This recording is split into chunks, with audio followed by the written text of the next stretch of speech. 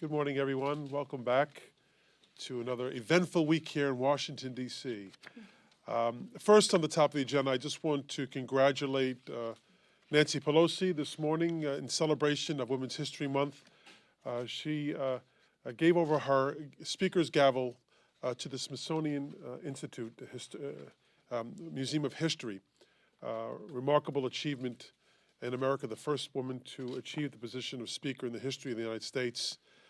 And I think it's a great tribute to her and to, quite frankly, the 84 women who serve in the House of Representatives, still recognizing it's just shy of 20% of the body, and that the effort to elect more women is something that I think Democrats are focused on, and I think would serve the interests of our country as well. We see a closer mark to 50% as it is closer to the percentage of women in our country. We need to see more women elected to elective office, and certainly here in the House of Representatives as well. Our Republican colleagues simply cannot govern.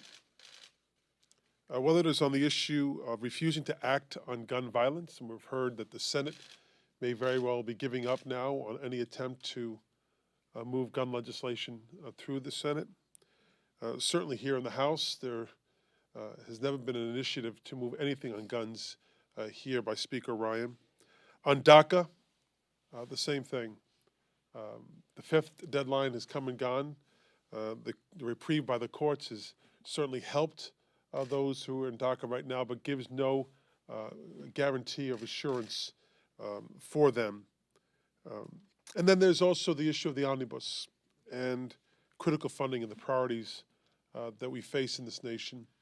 It looks as though the Republicans, once again, they are pulling a bait and switch. We've agreed to a level of funding, but they want to cut. And we know when they do that, who they're hurting the American people. Even worse, Republicans and President Trump are putting special interests above the interests of the American families and American communities. I would suggest that they continue to say it's too early to move on guns, it's too early to move on the issue of gun safety. My Republican colleagues, once again, are taking the side of the NRA. We are taking the side of young people. We're taking the side of our kids and their safety. And we believe that failure to move on meaningful and smart gun legislation makes them complicit. Failing to move on DACA and finding a solution makes Speaker Ryan complicit when deportations begin to occur. We have been joined this morning by the Vice Chair of the Democratic Caucus, Linda Sanchez, as well as the gentlelady from the 35th Congressional District in California, Norma Torres. So first we'll turn it to the Vice Chair, Linda Sanchez. Linda? Thank you, Joe. Good morning, everyone. So clearly the March 5th deadline has come and gone for a solution on DACA, and Republicans in Congress had the power to help, but they sat on their hands and they did nothing. Republicans, and more specifically Speaker Ryan, are the sole impediment for a deal on a permanent solution for Dreamers. Democrats stand ready to support a bipartisan agreement like a Clean Dream Act or the Hurd-Aguilar bill, but all we simply need is a chance to vote on it, which Speaker Ryan steadfastly refuses to allow us to do. I want to urge all DACA recipients who can to renew their DACA status.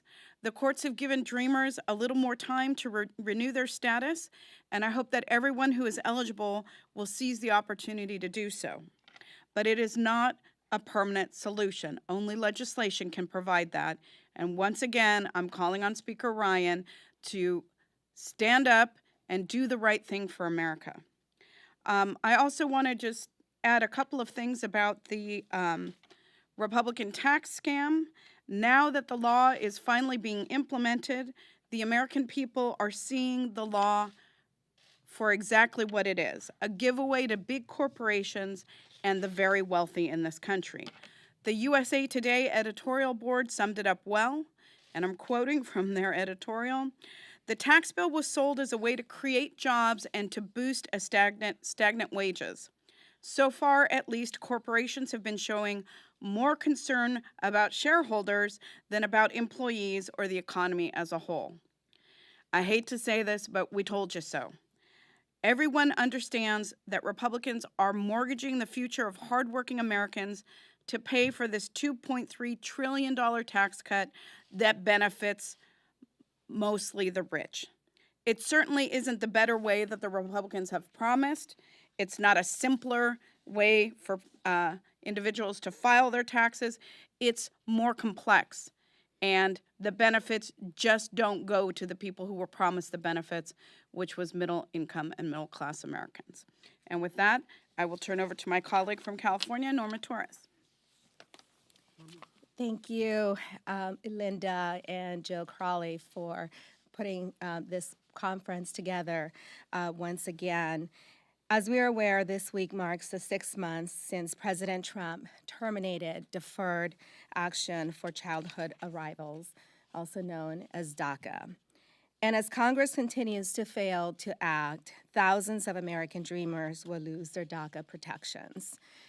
These are dreamers in my community that every single day have had to go through an emotional up and down as to where they stand in this country, the only country that they know. These young people have traveled many miles and spent countless of hours over the past several years to make their elected officials understand that they need to know that we see them and that we hear them as human beings, as Americans. For me, DACA isn't just some abstract policy idea. I know what it's like to come to this country by no choice of my own. I was sent to the U.S. from Guatemala at a very young age to live with my father's brother. The last thing that dreamers want is the uncertainty and fear that has come to fill their lives every single day that Congress fails to act. The 800,000 young people who qualify for DACA grew up here in our communities. They play Little League with our kids, they go to school with our kids, and now many of them are going to college with our kids. I was reminded of this when I gathered with a group of local college students in my district last month. I met with students like Miriam Juan, who is studying applied math at Cal Poly Pomona and has dreams of becoming a researcher.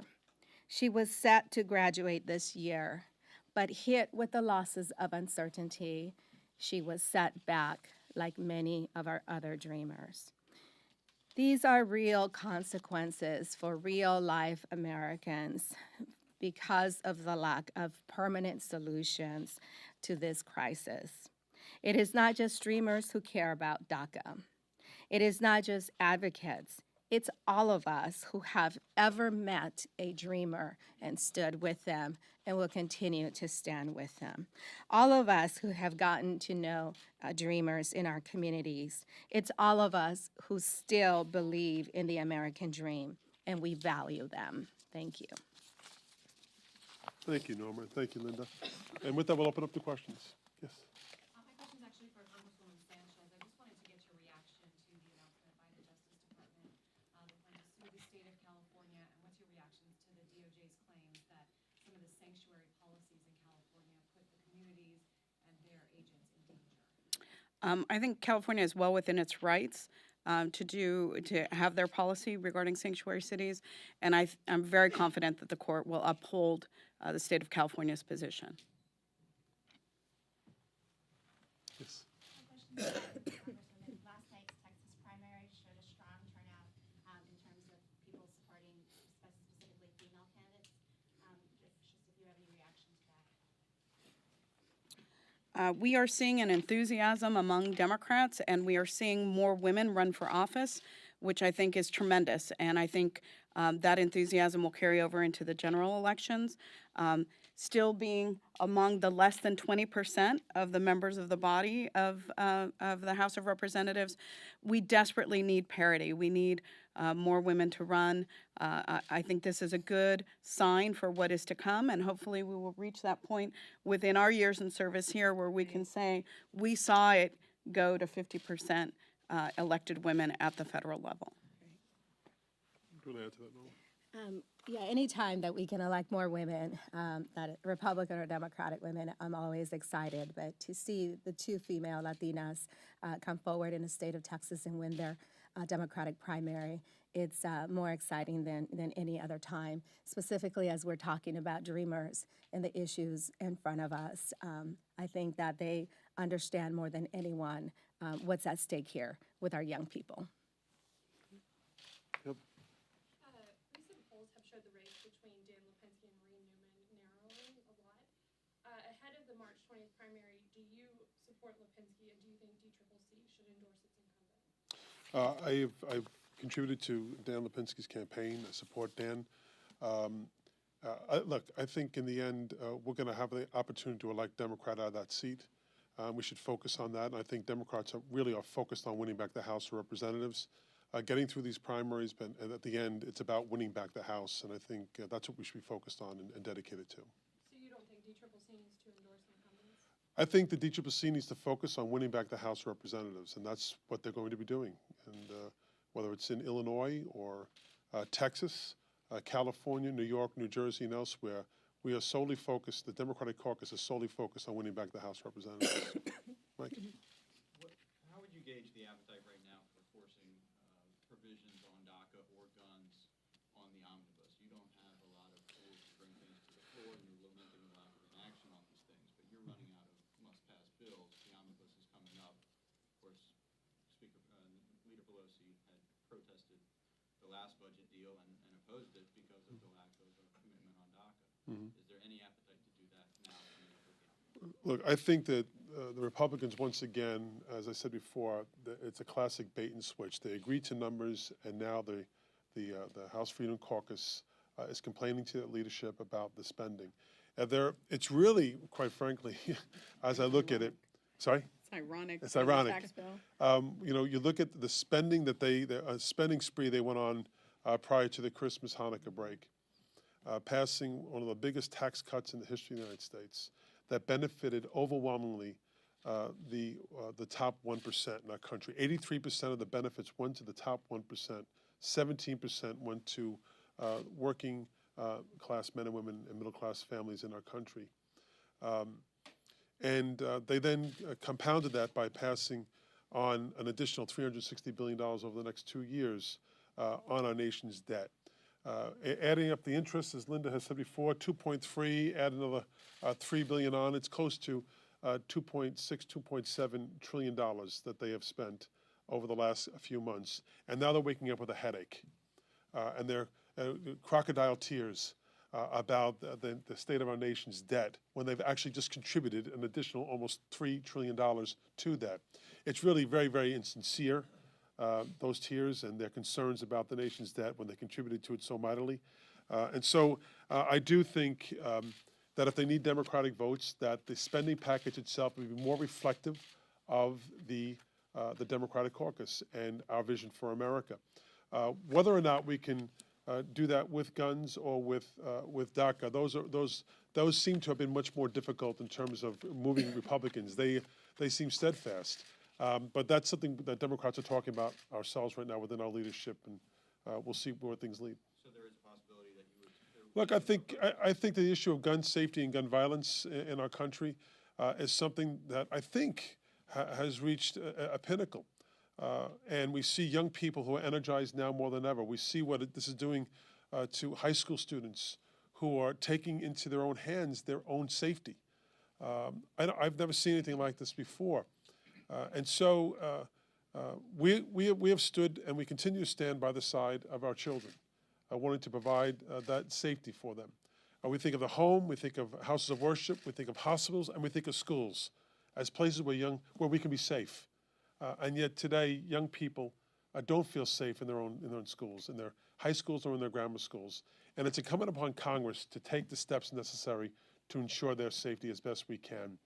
And failing to act, once again, makes them complicit. The same thing can be said on DACA. We have over 800,000 individuals who have been put in the state of limbo, and their failure to act really makes them complicit if this administration moves towards deporting any of these individuals in the future. Any other questions? Thank you. Thank you all.